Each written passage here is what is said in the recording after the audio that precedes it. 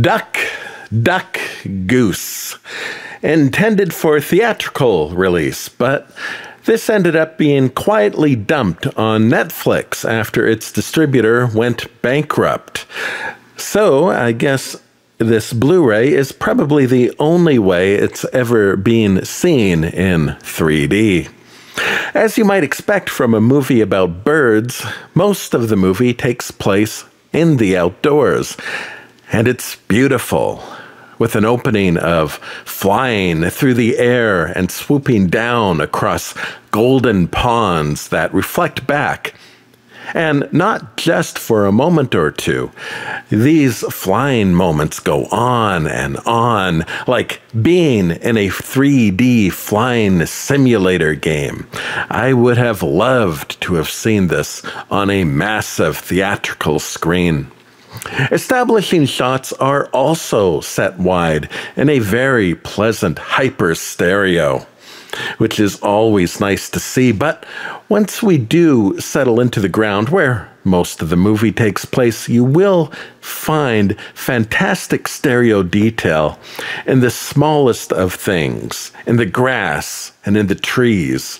So much so, I was actually a little surprised to find out that this was a 3D conversion. Look at all those separated leaves in that tree.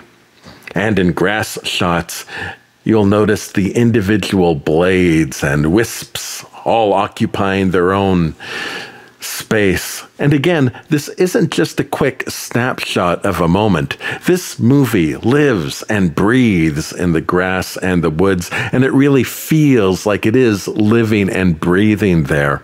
Unlike many conversions that are content to just get by, this one goes for some real pop-out shots. Notice the beaks on these two characters. This is coming right out of the screen. And the rest of the movie seems to be in constant search of a new opportunity to blast at us.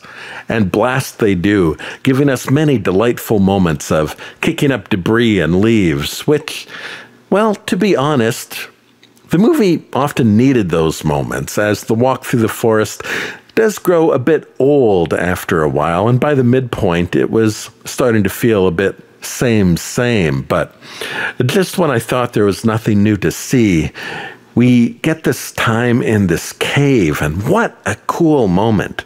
Look at all this star field of glow bugs. What an amazing thing to see. Exactly the kind of Carnival Funhouse stuff I hope for when I put on a 3D movie. And if that wasn't enough, it has this exceptional moment where the birds start playing shadow puppets on the walls.